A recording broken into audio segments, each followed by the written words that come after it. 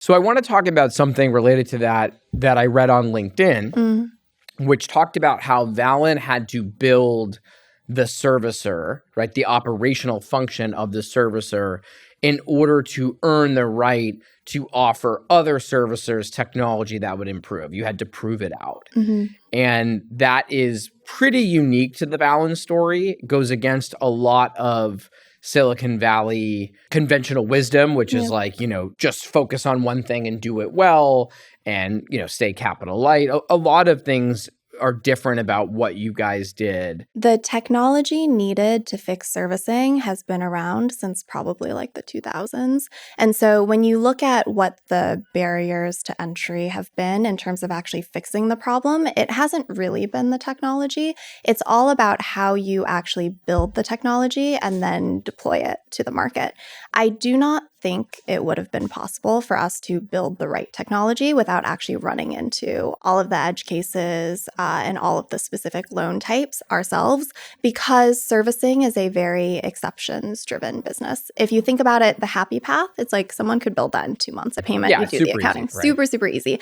It's all of the little things of, oh, well, a homeowner passes away. Now someone has to become the successor in interest for that loan. And what does that process look like? And there are 10 ways that it could branch.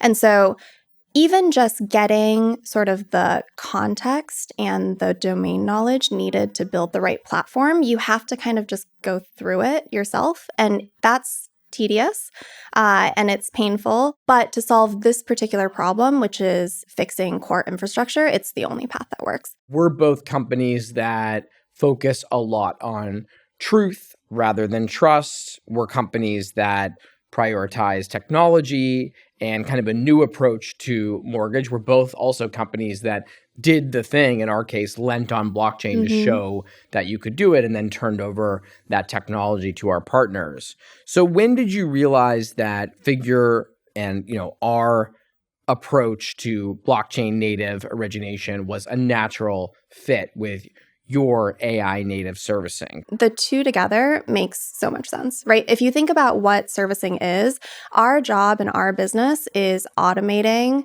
mortgage servicing on top of reliable data. And today we do it with, a system of record and data models, but you can imagine a world where if that was actually on blockchain, then you would do the, truth, not trust model. And I actually think that that's the most correct way to do this in the future. I've always felt like the DNA of our companies is very, very similar. I think we think about building businesses from a fundamental standpoint. We also think about it from a risk standpoint, which is just not something that every company has in its DNA, but it makes the partnership really easy because we are pretty much always on the same page. One thing that you're getting at with the risk point that I think is important for companies that are trying to be disruptive within fintech is you need to have an appreciation, which I think you and also Andrew do, of the regulatory environment and the landscape and what you're building in. Yeah, you have to have a very, very, very, very, very healthy amount of